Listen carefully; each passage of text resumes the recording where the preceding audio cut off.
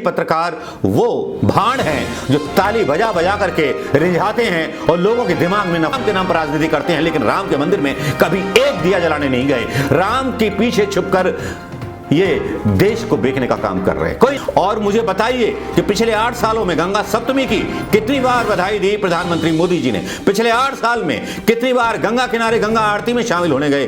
गंगा आरती बहुत गंदी थी उनकी नजरों में, गंगा के खिलाफ बोल करके ये पाप किया था। लेकिन मैं कहता हूं उन मीडिया चैनलों को, उन दलालों को जिन्होंने उनके इन शब्दों को खूबी बताया, उनकी हिंदू धर्म की बेइज्जती नहीं बताया था, जबकि बेइज्जती साफ साफ हुई थी। जो भी है गंगा सप्तमी मनाते हैं, ये जरूर होता है कि वहां के लोकल नेता जो है गंगा सप्तमी मनाते हैं, लेकिन कभी अमित शाह को और या फिर प्रधानमंत्री मोदी जी जिनका वाराणसी क्षेत्र है वहां पर गंगा सप्तमी की आरती उतारते हुए नहीं देखा गया। आगे की बात आती है तो प्रधानमंत्री मोदी और भारतीय जनता पार्टी के कथित नेता सबसे आगे दिखाई देते हैं। गंगा सप्तमी उत्तर प्रदेश और हिंदी भाषी क्षेत्रों के लिए एक बड़ा संवेदनशील विषय है। गलत बात बोल रहे हैं, पीछे से नारा लगता है भारत माता की जय। अब भारत माता की जय के नारे लगाने वाले वो कहां हैं लोग? एबीपी के लोग वो कहां हैं? क्या वो अपने प्रधानमंत्री मोदी से या देश के प्रधानमंत्री मोदी से सवाल पूछेंगे कि गंगा सप्तमी के दिन उन्होंने क्यों ट्वीट नहीं किया, जन्मदिन की बधाई क्यों नहीं दी मम्मी जी को? कहा था ना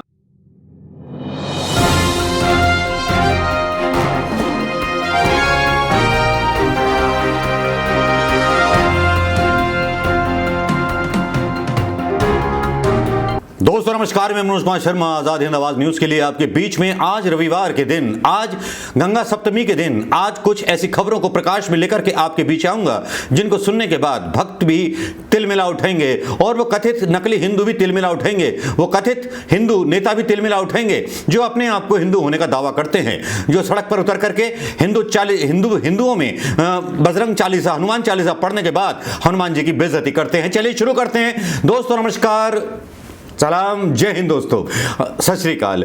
दोस्तों बात करेंगे आज गंगा सप्तमी की। जी हां, आज बैसाख सप्तमी के दिन गंगा की जो है बताया जाता है कि मां गंगा हमारी जो थी अवतरित हुई थी। जी हां, इस पृथ्वी पर आई थी। भागीरथ ने पता नहीं कितने पुरखों ने कुर्बानियां दे दी थी गंगा को नीचे लाने के लिए, और भगवान ने बोला था कि जब गंगा को ले आओगे तो स्वर्ग मिल जाएगा, आपकी अस्थियां जब उसमें बिसर जाएंगी। तभी से मान्यता है कि हिंदू जो हैं अपने मुर्दे जो हैं गंगा किनारे मतलब जलाते हैं और उसकी राख को प्रभावित कर देते हैं। वो अलग बात है कि कोरोना काल में बिना राख के ही लोग स्वर्ग को पा जाते हैं। लेकिन बात करेंगे गंगा सप्तमी की। गंगा सप्तमी पर मैं आपको ध्यान दिलाना चाहूंगा। वैसे तो गंगा पुत्र केवल महाराज भीष्म को कहा जाता है, वही महाराज भीष्म जो महाभारत में अपनी प्रतिज्ञा से बने हुए थे, जिन्होंने सिंहासन की रक्षा की, सिंहासन पर कोई पद नहीं लिया। ऐसी भीष्म प्रतिज्ञा थोड़ी थोड़ी राहुल गांधी की तो लगती है, लेकिन वो दिखावा नहीं करते। लेकिन जब दिखावे की बात आती है तो प्रधानमंत्री मोदी और भारतीय जनता पार्टी के कथित नेता सबसे आगे दिखाई देते हैं। गंगा सप्तमी उत्तर प्रदेश और हिंदी भाषी क्षेत्रों के लिए एक बड़ा संवेदनशील विषय है। जी हां, मैं याद देना चाहूंगा कि उस संवेदनशील विषय को लेकर के आज प्रधानमंत्री मोदी जी, जिन्होंने कभी कहा था कि मैं गंगा पुत्र हूं, अपनी माता को हैप्पी बर्थडे कहना भूल गए। जी हां, मैं आज कुछ पुरानी बातों को याद दिलाना चाहूंगा। याद होगा कि 2014 के चुनावों में जब प्रधानमंत्री मोदी आए थे तो उन्होंने क्या कहा था। उन्होंने ये कहा था मैं आया नहीं, बुलाया गया हूं। उनके उस भाषण के ये अंश मैं यहां डाल रहा हूं गंगा सप्तमी के दिन। जरा सुनिएगा गौर से उनकी वो कर्मठता, उनका वो वादा, जो वादा उन्होंने किया था। और तब गंगा मां की जब बात बोली थी तो उत्तर प्रदेश का जन जन जो था अभिभूत हो गया था कि गंगा की बात करने वाला तो कोई आया, क्योंकि अखिलेश के शासनकाल से लोग परेशान थे। यहाँ की परंपरा को प्रणाम करता हूँ। आज यहाँ आने के बाद मेरे मन में जो विचार आए, पहले मैं सोच रहा था कि भारतीय जनता पार्टी ने मुझे यहां भेजा है, फिर लगता है शायद मैं काशी जा रहा हूं, लेकिन आज यहां आने के बाद लगता है कि न मुझे किसी ने भेजा है न मैं यहां आया हूं, मुझे तो मां गंगा ने बुलाया है। और एक बालक जैसे अपनी मां की गोद में वापस आता है, वैसी मैं अनुभूति कर रहा हूं। ये वीडियो आपने देख लिया होगा दोस्तों। जी हां, ये वही वीडियो है जिसमें बड़े बड़े दावे किए गए थे गंगा सप्तमी के दिन, जहां एक तरफ मेले लगते हैं गंगा के घाटों के किनारे, हरिद्वार से लेकर के राजघाट, कर्णवास, अनूप शहर, गंज और पता नहीं कितने जो भी है गंगा सप्तमी मनाते हैं। ये जरूर होता है कि वहाँ के लोकल नेता जो है गंगा सप्तमी मनाते हैं, लेकिन कभी अमित शाह को और या फिर प्रधानमंत्री मोदी जी, जिनका वाराणसी क्षेत्र है, वहां पर गंगा सप्तमी की आरती उतारते हुए नहीं देखा गया। ये वही प्रधानमंत्री मोदी हैं जो दावा करते थे कि मैं गंगा को साबरमती जैसा बना दूंगा। यानी गंगा उस टाइम गंदी थी, बहुत गंदी थी, उनकी नजरों में गंगा के खिलाफ बोल करके ये पाप किया था। लेकिन मैं कहता हूं उन मीडिया चैनलों को, उन दलालों को, जिन्होंने उनके इन शब्दों को खूबी बताया, उनकी हिंदू धर्म की बेइज्जती नहीं बताया था, जबकि बेइज्जती साफ साफ हुई थी। जब से साहब आए हैं तब से हिंदू धर्म की बराबर बेइज्जती हो रही है, बराबर प्रताड़ित, और मानसिक रूप से ऐसा लगता है कुछ लोगों ने हमारे धर्म को किडनैप कर लिया हो, हमारे हिंदू धर्म को किडनैप कर लिया हो।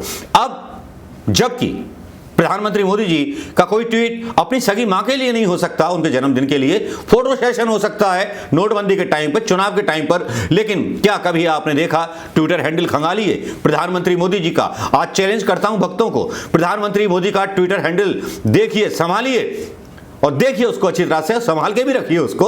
वहां चेक कीजिए कि प्रधानमंत्री मोदी जी ने अपनी मां को पिछली बार जन्मदिन की कब बधाई दी थी, और मुझे बताइए कि पिछले 8 सालों में गंगा सप्तमी की कितनी बार बधाई दी प्रधानमंत्री मोदी जी ने। पिछले 8 साल में कितनी बार गंगा किनारे गंगा आरती में शामिल होने गए। गंगा आरती में शामिल होने जब जाते हैं, जब चुनाव नजदीक होते हैं, फोटो सेशन होते हैं, बिस्तर बिछा दिए जाते हैं, डुबकी मारने जाते हैं गंगा जी में, तो बस कुंभ के मेले में कि जाएंगे साहब, बड़े हिंदूवादी नेता हैं। लेकिन ऐसे ही हिंदूवादी बेटे होते हैं, या ऐसे ही हिंदूवादी नेता होते हैं जो हिंदू राष्ट्र की परिकल्पना को युवाओं के खून में इस कदर उतार देते हैं कि वो खून पागल होकर के सड़क पर दौड़ने लगता है। वो खून जो है भारत माता के नारे लगा करके, जय श्री राम के नारे लगा करके लोगों के खून का प्यासा हो जाता है। क्या ये सही है या गलत है?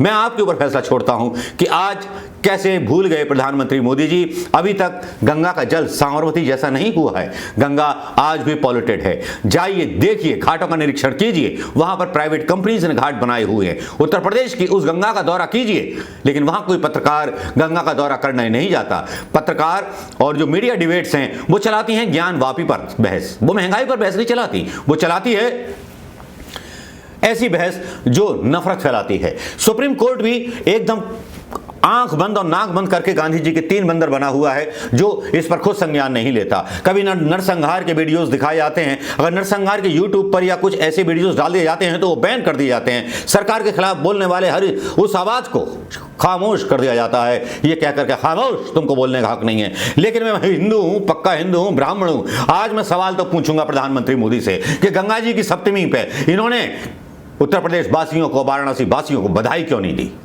यह शिकायत तो रहेगी। योगी जी ने भी नहीं किया गंगा सप्तमी में कोई ट्वीट।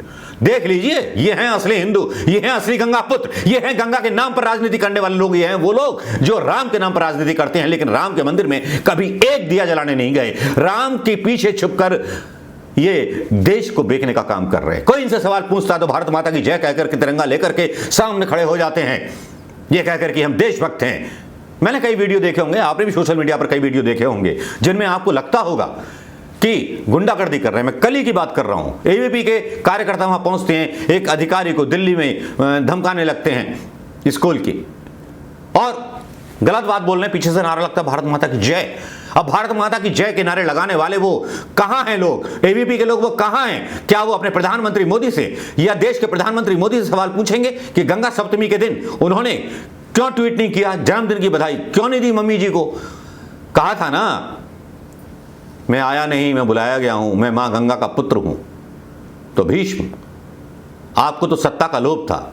हे तात, कम से कम गंगा मां को तो याद कर लिया होता।